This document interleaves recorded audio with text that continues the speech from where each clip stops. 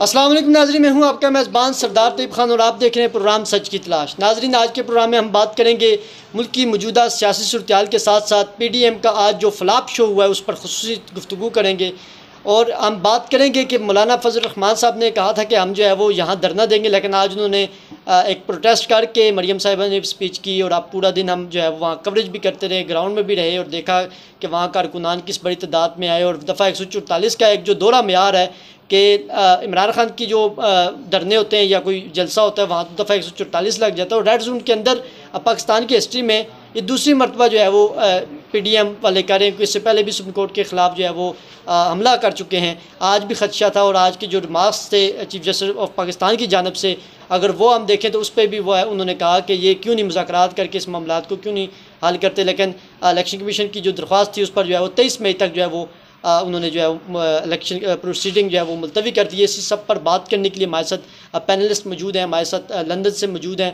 मुकीम अहमद साहब, इसी तरह हमारे साथ मौजूद है राना नवीद इकबाल साहब, वो भी तजियाकार हैं। मैंने दोनों ममालों को वेलकम करूँगा। सबसे पहले राना नवीद इकबाल साहब, मैं आपसे जानना चाहूँगा, आप आज फील्ड में भी मौजूद थे, सर बताइएगा कि आज के जो PDM का जो शो था, पावर शो था, आप क्या समझते हैं कि हुकूमत में रहते हुए हुकूमत जो है वो जो जलसे जुलूस कर रही है, इसकी क्या ज़रूरत पेश आ गई थी और क्यों इन्होंने आज ये प्रोटेस्ट वगैरह किए हैं? जरूरत इसलिए तो सब पेश आई थी कि देखें वो हारे हुए खिलाड़ी हैं, इलेक्शन से भाग रहे हैं, किसी न किसी तरह से कोशिश कर रहे हैं कि जी हमें इलेक्शन फेस ना करने पड़े या अवाम में ना जाना पड़े और मैक्सिमम टाइम तक जो है वो हम लोग जो है वो इक़्तिदार के मजे लूट सके। क्योंकि इस टाइम इवेंचुअली आप देख रहे हैं ऑन ग्राउंड जो सूरत हाल है आज, कॉन्स्टिट्यूशन एवेन्यू का सिर्फ आप समझें कि सिर्फ 10% हिस्सा भी जो है वो PDM जो है 10% या 5% हिस्सा भी टोटल कॉन्स्टिट्यूशन एवेन्यू का वो उसको फुलफिल नहीं कर पाई। यही अगर आप पाबंदियां हटा दें इमरान खान के ऊपर से या उसकी जमात के ऊपर से, तो मेरे ख्याल में मार्गला से लेके 1th एवेन्यू तक आपको अवाम ही अवाम नजर आएगी। लेकिन इस पावर शो के फ्लॉप होने के बाद इनको अपनी हैसियत का औकात का पता चल चुका होगा। सिंध से स्पेशली पैसे देकर काफिले लाए गए, KPK से JUI के जो है मुख्तलिफ मदारिस के जो तुलबा हैं उनको लाया गया।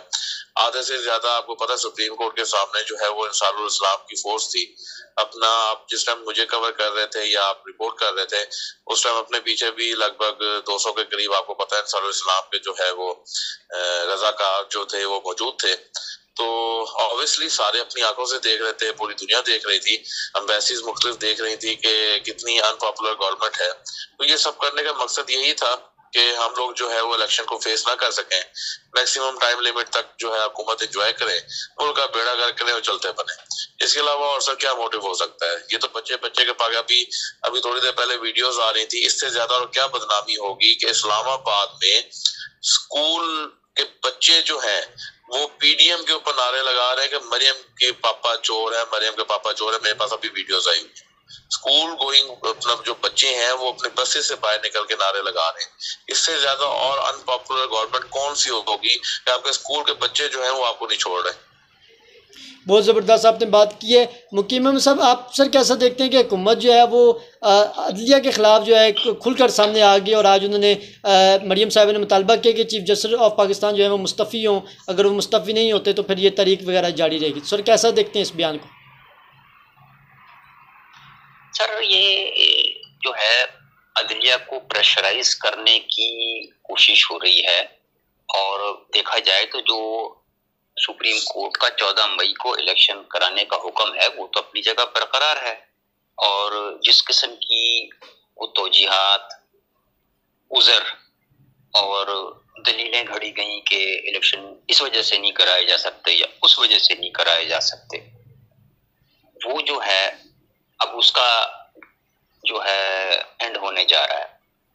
अब अदालत जो है अपने उस हुक्म की तामील होते हुए या ना होते हुए देखेगी तो वो उस पर कुछ तो कहेगी, कुछ तो करेगी। अब ये उसकी बका का भी सवाल है, उसकी साख, उसकी इज्जत, उसकी हुर्मत और उसके तकद्दुस की भी बात है। इसको वो ना वो इग्नोर कर सकते हैं और ना ही कोई कानून पसंद आदमी इग्नोर कर सकता है। अब इस पे जो सियासत हो रही है और जिस तरीके से इसको इस सेटअप को प्रोलॉन्ग और लंबा करने की कोशिश की जा रही है वो कानूनी तौर पे मतलब उसमें भी कोई जवाब घड़ दिया जाए कि जी चूंकि आईन में 90 दिन या उससे ज्यादा की कोई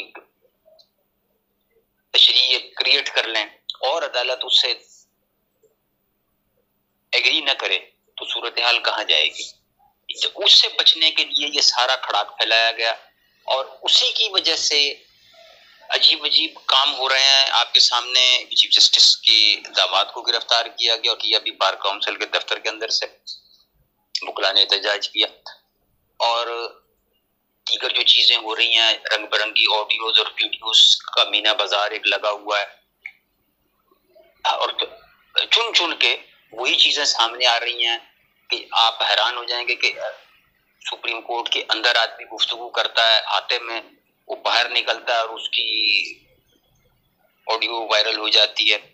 कौन कौन रिकॉर्ड कर रहा है, who's got these facilities, who's doing this, और उसी की आ रही है। जो बंदा मतलब कोई पावर में है या किसी पोजीशन पे है ऐसी के जहाँ पे वो कोई डैमेज कर सकता है किसी को या किसी का नुकसान हो सकता है किसी फैसले से, वो एक लम्हे में जनाब उनकी ख्वाबगाहों तक की ऑडियो रिकॉर्ड होके और मार्केट में आ जाती हैं।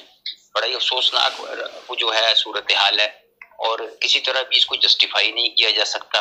फिर दूसरी बात यह है कि अब वो उनकी घरेलू खवातीन की मुबैना तौर पे जो ऑडियो आई उस पर एक्शन ले लिया गया, लेकिन जो बाकी जो वीडियोस आई उनका कोई जिक्र नहीं है कि जी वो परवेज रशीद साहब की वीडियो थी उसका फोरेंसिक क्यों नहीं हुआ, वो जुबैर उमर साहब की आई थी उन्होंने अपना नाम क्यों नहीं क्लियर कराया, और इसी तरह की बेशुमार चीजें हैं। लेकिन यह है कि वो अपनी अपनी मर्जी के फैसले, अपनी अपनी मर्जी की जस्टिफिकेशन और अपनी अपनी मर्जी की वो जो है ना अदालतें सबने लगाई हुई है कि जी वो मेरा बंदा तो ये नहीं कर सकता, मेरा जो रहनुमा भी नहीं कर सकता, और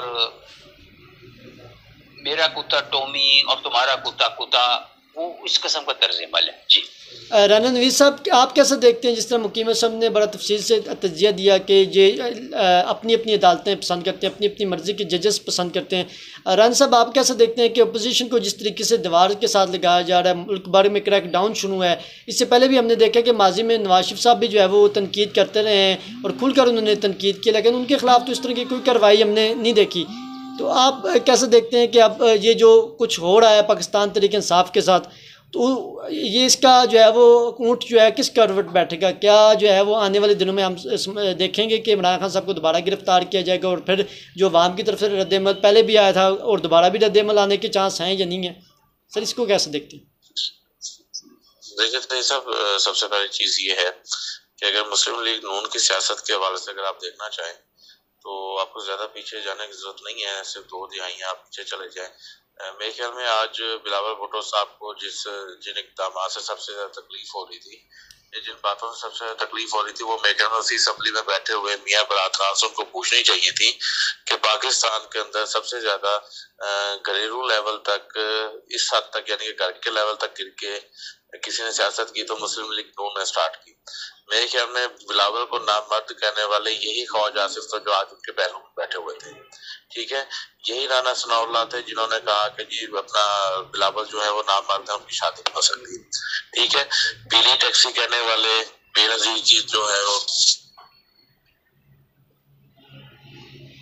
जी सर, आप अपना पॉइंट मुकम्मल करें, आपको सुन रहे हैं। ये आवाज आ रही है आपको? जी सर, आवाज आ रही है, आपको सुन रहे हैं, आप अपना पॉइंट मुकम्मल करें। जी लाइन कट गई थी मेरी, सॉरी। तो पीली टैक्सी कहने वाले यही अफराद थे जो आज असेंबली में सब एक दूसरे के साथ जो है वो बगलगीर होकर बैठे हैं। देखें, ये अब मौलाना फजल रहमान साहब को पूछना चाहिए कि उनको टीजर का खिताब देने वाले जो है वो क्या इमरान खान थे या ख्वाजा आसिफ और फरतुल्लाह बाबर साहब थे। तो हमारे यहाँ पॉलिटिक्स के अंदर जो है वो बहुत सारी चीजें बुला दी जाती हैं, लेकिन इन सबको दुख इसमें ये हो रहा है कि इमरान खान जो है वो क्यों नहीं बोल रहा। बेसिकली इमरान खान एक पॉलिटिशियन नहीं है। इनको एक चीज समझ नहीं आ रही, इमरान खान जो है वो कोई जद्दी पुश्ती या कोई विरासत में पॉलिटिशियन नहीं बन के आया। ये सब विरासती पॉलिटिशियन है, इनको विरासत में पॉलिटिक्स मिली है। इनके बड़े जो है वो MPAs या वुज़रा रह चुके हैं। मोस्ट ऑफ दी 80% जो 90% पार्लियामेंट है उसमें जो नुमाइंदे मौजूद है इस टाइम। लेकिन इमरान खान एक स्ट्रगल के जरिए इस मुल्क में जो है वो वज़ीर-ए-आज़मशिप तक पहुंचा, उसको कुर्सी तक पहुंचा है। तो इसको इनको वो स्ट्रगल नजर नहीं आ रही। ये कंपेयर करते हैं खुद को इमरान खान के साथ, लेकिन इमरान खान जो है वो एक स्ट्रगल की सूरत में आगे आया है, ना कि जैसे ये पैराशूटर से कभी एस्टेब्लिशमेंट की गोद में बैठ के कभी जुडिशरी की।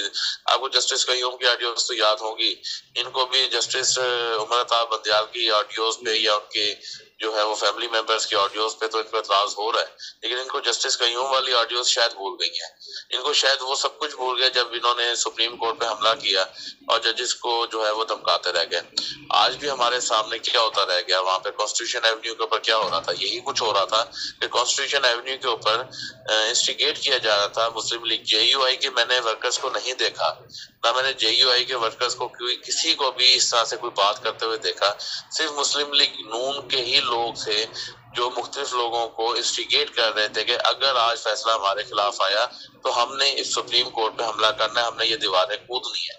तो आप ज़हनी तौर पे, मेंटली तौर पे तैयार रहे, ठीक है। अब वो तो कामयाब उस मंसूबे में हो नहीं सके, और मेरे ख्याल में he played well. Justice Umar Ata Bandial के, उन्होंने देखा है कि यार बाहर इस टाइम अवामी कुव्वत बैठी हुई है, तो मैं बजाय इस फैसले को आज करूं, मैं इसको नेक्स्ट वीक कर लूंगा। अब ये टेस्ट है इन लोगों का भी, कितनी दफा ये धरना लेकर आएंगे, कितनी दफा ये लोगों को लेकर आएंगे, और कितनी दफा जो है वो फैसला जो है वो चीफ जस्टिस उमर अता बंदियाल साहब मौखर करेंगे। बात इस टाइम कॉन्स्टिट्यूशन की कोई नहीं कर रहा, आइन की कोई नहीं कर रहा, कानून की कोई नहीं कर रहा। अभी जस्ट 5 मिनट पहले लाल हवेली पे भी एलिट फोर्स और पंजाब पुलिस ने रेड किया है। अभी उसकी मजीद तफसीलात आना बाकी हैं। आज 245 इम्प्लीमेंटेड था। 245 के तहत जो है वो सरकारी जो इमारत है, कॉन्स्टिट्यूशन एवेन्यू या रेड जोन के अंदर जो आती हैं, उनके ऊपर फौज को होना चाहिए था। लेकिन क्या आपने फौज को देखा वहां पर? आपको कोई एक गाड़ी, कोई एक एहलकार भी वहां पे आपको कहीं पर भी सुप्रीम कोर्ट की हिफाजत करते या पार्लियामेंट की हिफाजत करते आपको कोई नजर आया हो? कतई तौर पर नहीं। सर लाडले सबसे ज्यादा खुद ये हैं और प्रूव करना चाहते हैं इमरान खान को। हमले इन्होंने करवाए, मिलिट्री इंस्टॉलमेंट्स के ऊपर हमले इन्होंने करवाए, प्रोवोक इन्होंने किया, इंस्टिगेट इन्होंने किया, अपने लोग भेजे, हमले करवाए, तोड़फोड़ करवाई, इल्जाम PDA पे डाल दिए। अब उसी सिनेरियो के अंदर ये उसी पार्टी के ऊपर पाबंदी लगाने के चक्कर में कि ना इमरान खान होगा और ना ही जो है वो हमें इलेक्शन में जो है कुछ शिकस्त देगा। तो बेसिकली आप यही कहना कि अंपायर हमारी मर्जी का, बॉलर भी हमारा, बॉल भी हमारी, बैट्समैन भी हमारा, फील्ड भी हम अपनी खुद चूज करेंगे कि कितनी बड़ी हो कितनी छोटी हो, उसके बाद देखेंगे खेलना कि नहीं खेलना। मुकीम साहब आप कैसे अनपॉपुलर है तो मेरे ख्याल में डूब के मरने का मकाम है कि आज 144 इम्प्लीमेंट थी, पूरे मुल्क से काफिले फिर भी आए, किसी एक के ऊपर भी किसी एक शख्स को भी नहीं रोका गया। 245 इम्प्लीमेंट थी, कहीं पे आर्मी नजर नहीं आई, किसी भी जगह पे आर्मी नजर नहीं आई। उसके बावजूद डूब मरने का मकाम है कि अगर 2015 ला के आप कॉन्स्टिट्यूशन एवेन्यू पर बिठा दें। मुकीम साहब आप कैसे देखते हैं कि जिस तरह फ्री हैंड दिया गया, दफ़ा 144 से भी 3-4 दिन पहले यहाँ दफ़ा 144 थी, लेकिन एक तरफ से PDM जलसा करती है, जुलूस करती है, कोई रोकने वाला नहीं, लेकिन उसी दिन मतलब कि आज ही के दिन जो है वो लाहौर में जो है और पूरे पंजाब में 7 रोज़ के लिए दफ़ा 144 फिर नाफिज कर दी गई है और पकड़ दक्कर भी जारी है। जिस तरह राना नवीद साहब ने कहा है कि शेख रशीद साहब को भी गिरफ्तार करने गए, अब फैज़ल संजू हाथों गिरफ्तार हो गए, लेकिन लाल वली पर भी जिस तरह रेड किया गया और उनको गिरफ्तार करने के लिए जो है भरपूर कोशिश की, लेकिन शेख साहब ने वो मुख्तलिफ वीडियोस भी सोशल मीडिया पर ट्वीट की कि मुझे गिरफ्तार करने आए लेकिन मैंने अब मतलब अपना बच बचाव करा लिया है। तो सर कैसे देखते हैं ये जो क्रैकडाउन जारी है और खान साहब की तो इस टाइम जो आधे से ज़्यादा जो है वो टीम जो है मैन लीडरशिप तो जेलों में और परसों वो जलसा करने के लिए भी जा रहे हैं। तो आप क्या समझते हैं इन हालात में जिस तरह के वो सख्त बयान, सख्त ट्वीट्स वगैरह दे रहे हैं, तो क्या उनकी जान को जो खतरा है, जो वो कह रहे हैं कि मेरी जान को भी खतरा है, तो आप क्या समझते हैं कि खान साहब की कोई जान को भी खतरा है? और ये जो बर्फ़ है ये कैसे कि पिघलेगी? इस्टेब्लिशमेंट और तहरीक इंसाफ के दरमियान ये जो इस वक्त दूरियां मज़ीद पैदा हो रही हैं, क्योंकि इसमें तो मसला वो जो जत्थे थे वो तो शर पसंद नासिर थे, जिससे तरीके इंसाफ वाले भी ज़ाहिर तलकी करते हैं कि हमारे ये लोग नहीं थे, इसमें गुलू भट्ट थे और मुख्तलिफ हुकूमत के लोग थे जिन्होंने ये जलाओ गिराओ और ये मामलात सारे किए। कोर कमांडर ऑफिस में या जिना हाउस में जो कुछ तोड़ फोड़ की, वो तो कह रहे हैं, वो तो ज़ाहिर तलकी कह रहे हैं। और खान साहब ने अपनी तकरीर में भी ये कहा था कि मैं जो है वो चाहता हूँ कि जुडिशल कमीशन इंक्वायरी इस पर होनी चाहिए क्योंकि मौजूदा हुकूमत पर मुझे एतमाद नहीं है। तो सर कैसा देखते हैं?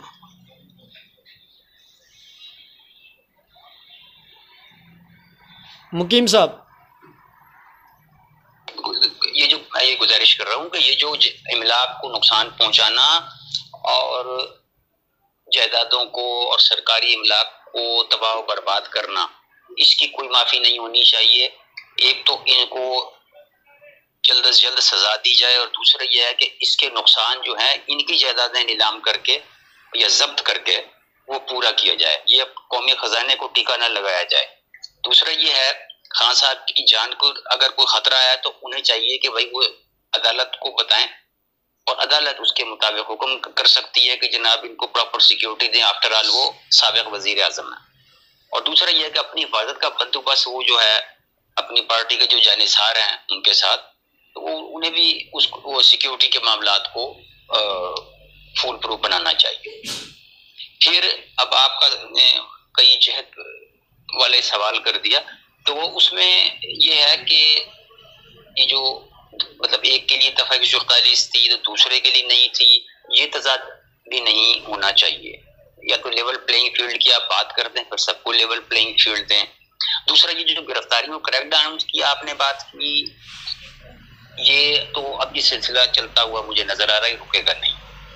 उसकी वजह ये है कि उन्होंने ये जो रिएक्शन दिया है उसके नताइज अब उन्हें भुगतने पड़ेंगे और हो सकता है कि पीटीआई में कोई बड़ी दरार किसी वक्त आपके सामने आ जाए। मतलब एक तो वो उछल रहे हैं पबां पार जनाब सरदार तनवीर इलियास साहब, और उसके बाद अभी देखिएगा कि बाकी सूबों से भी लोग उन्हें ज्वाइन कर लेंगे किसी न किसी बहाने से।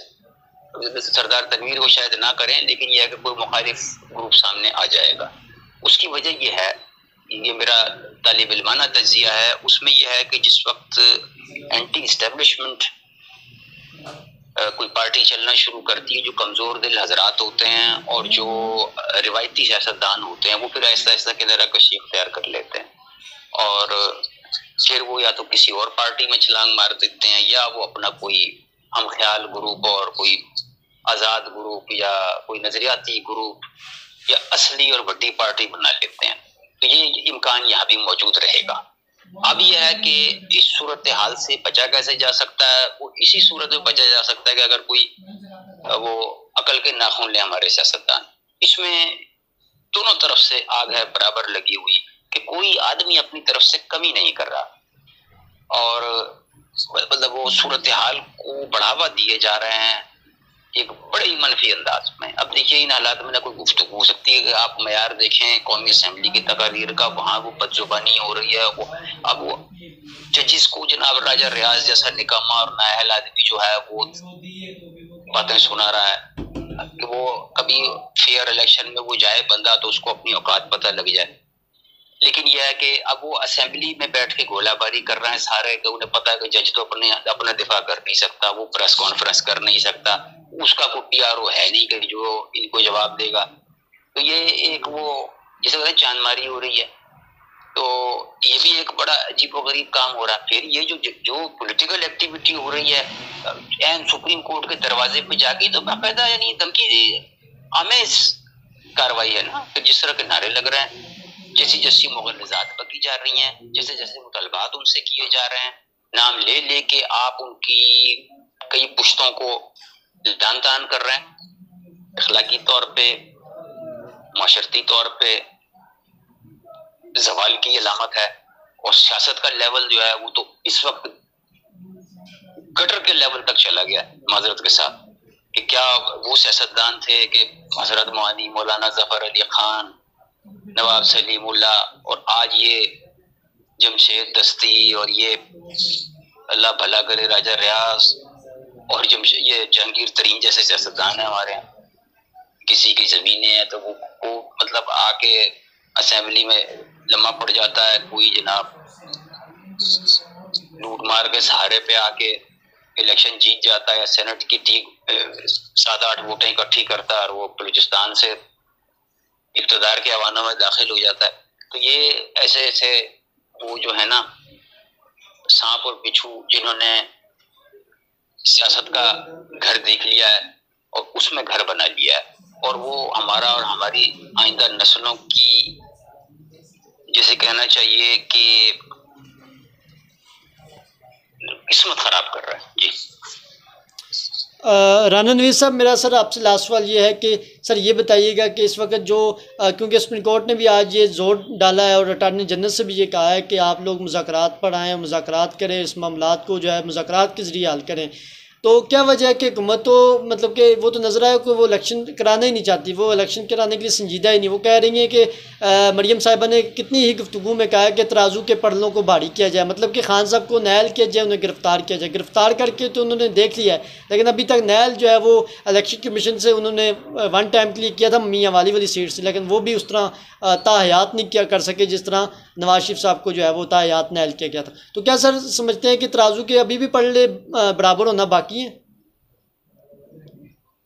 इन्होंने और कितने पर्रे बराबर करने हैं? 50 रुपए के स्टाम्प पे मियाँ साहब बाहर भागे हुए हैं, क्रिमिनल है, इस टाइम जो है वो कैदी हैं इस टाइम जेल के, और बेल पे वो बाहर गए हुए हैं, गारंटी उसकी दी हुई है शहबाज शरीफ साहब ने, सादा सा स्टाम्प पेपर है, कंप्यूटराइज भी नहीं है। मार्केट से जैसे स्टाम्प फोर्स से नोटरी पब्लिक से भी कोई अप्रूव नहीं है, स्टाम्प फोर्स से स्टाम्प लेके उसके ऊपर लिख के स्टेटमेंट उन्होंने दिया हुआ है। और इसके अलावा मरियम बीबी जो है वो अब तकरीबन 2-2.5 साल होने वाले हैं, तो वो भी माशाल्लाह सजा याफ्ता मुजरिमा है और बेल पर जेल से बाहर है, और जेल से बाहर वो जो है वो खिताबात भी कर रही हैं, वो इलेक्शन कैंपेन्स भी चलाती हैं, वो पॉलिटिकल मैन्यूवरिंग भी करती हैं। तो इससे ज्यादा और कौन लाडला हो सकता है? देखिए ना, अपने हिसाब से जो है वो, मैं अभी आपको एक मिसाल देता हूँ छोटी सी, आपको मेरे ख्याल में समझने में आसानी होगी। वो एक गांव था, उसमें ना कुछ डकैत थे, डाकू थे, तो अभी अदलिया का भी किरदार आपके सामने आ जाएगा। वो कुछ डकैत थे, डाकू थे, तो उन्होंने क्या किया कि उन्होंने इलाके में लूट मार का बाजार गर्म किया हुआ था। कुछ चौधरियों ने डिसाइड किया कि यार हम इनके खिलाफ लड़ते हैं, हम इनको जो है वो इनको सबक सिखाते हैं। अच्छा, खैर लड़ाई चलती रह गई, कुछ अरसा हुआ, कुछ अरसा गुजरा, तो चौधरी ने डिसाइड किया कि यार हम एक काम करते हैं, ये हमारे लोग इतना अरसे से लड़ रहे हैं, तो क्यों ना इनको मोटिवेट करने के लिए एक दावत रखी जाए। दावत रखी गई, तमाम चौधरियों को दावत दी गई, उसमें तमाम चौधरी उसमें आए सिवाय एक चौधरी के। तो लोगों ने पूछा कि यार वो चौधरी फलाना क्यों नहीं आया? उसने कहा जी कि यार वो हो सकता है बीमार हो या उसकी तबीयत ठीक ना हो, इस वजह से नहीं आया। लेकिन कुछ दिन बाद एक दूसरे से इज़हार यकजहती के लिए जब डाकू ने दावत रखी, तो वो चौधरी उस दावत के अंदर पहुंचा हुआ था। तो इनको इस टाइम उस चौधरी से बड़ी उम्मीद है कि वो आएगा, इनके लिए फिर मसले मसाइल थोड़े से कम होंगे और इमरान खान को नायल भी किया जा सकेगा और नायल करके जो है वो इलेक्शन भी लड़ा जा सकेगा।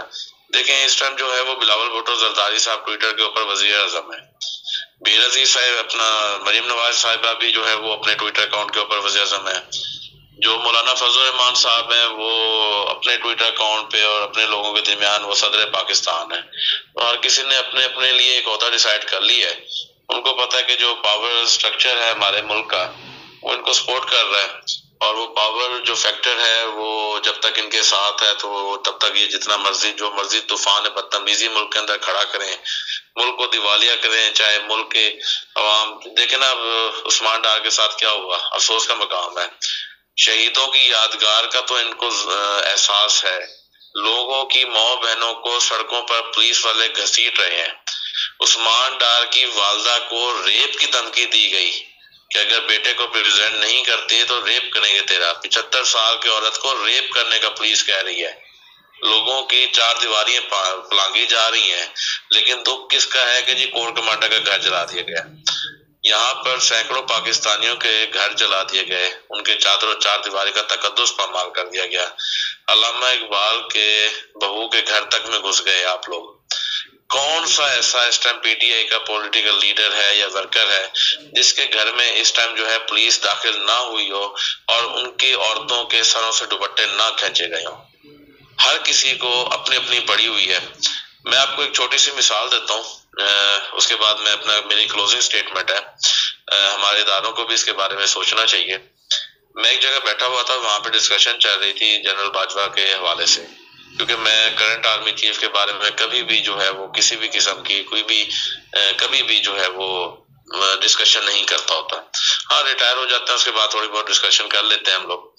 तो बाजवा साहब के ऊपर मैं डिस्कशन कर रहा था कि वो पाकिस्तान के सबसे ज्यादा मोस्ट कंट्रोवर्शियल आर्मी चीफ रहे हैं, और मोस्ट कंट्रोवर्शियल इसलिए रहे कि उनको हर मकतबा फिक्र, हर सियासी जमात, हर पॉलिटिकल फिगर ने उनको गाली दी, क्योंकि बहुत बहुत शुक्रिया दोनों मेहमानों का। नाज़रीन, जिस तरह के राना नवीद इकबाल साहब हमारे साथ मौजूद थे और बड़ा ज़बरदस्त उन्होंने आखिर में रिमार्क्स दिए और उन्होंने जिस तरीके से आज ओपिनियन अपना दिया, और उसमें साफ ज़ाहिर है कि इस वक्त जो पीडीएम है और जो मौजूदा हुकूमती टोला है वो चाहता है कि उसको एनआरओ भी मिले, उसका एम्पायर भी अपनी मर्ज़ी का, और वो जो चाहे वो करे, जलसा करे, जुलूस करे, धरना करे, महंगाई करे, उसको कोई पूछने वाला नहीं है, क्योंकि उनके इस वक्त मौजूदा एम्पायर उनके साथ मिला हुआ है और वो जो कुछ चाहते हैं वो करते हैं। इस तरह मुकीम अहमद साहब ने बड़ा अपना अच्छा ओपिनियन दिया है और हालात जो है वो कशीदगी की तरफ जा रहे हैं। मुकीम साहब ये कहते हैं कि मुल्क में जो है वो दोनों पार्टीज़ को, हुकूमत को और अपोजिशन को, दोनों को एक एक कदम जो है पीछे आना पड़ेगा,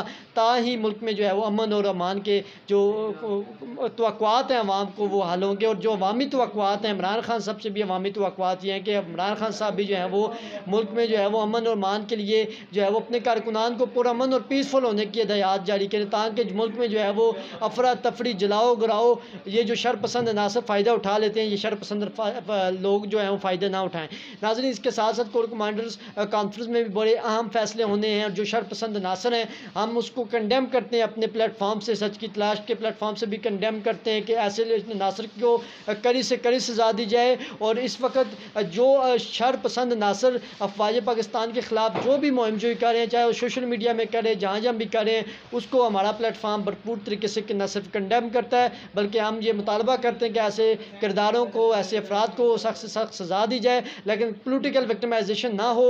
जो है वो सबके लिए जो है वो मैदान खुला होना चाहिए, सियासी मैदान खुला होना चाहिए, सबको अपनी अपनी सियासत करनी चाहिए, और सब सियासी लीडरान को जो है वो एक लिमिट जो है वो तय कर लेनी चाहिए कि हमने इस लिमिट से आगे नहीं जाना। अपने मेज़बान सरदार तैयब खान को प्रोग्राम सच की तलाश से इजाज़त दीजिए। इंशाअल्लाह नए प्रोग्राम के साथ आपकी खिदमत में फिर हाज़िर होंगे। खुदा हाफ़िज़।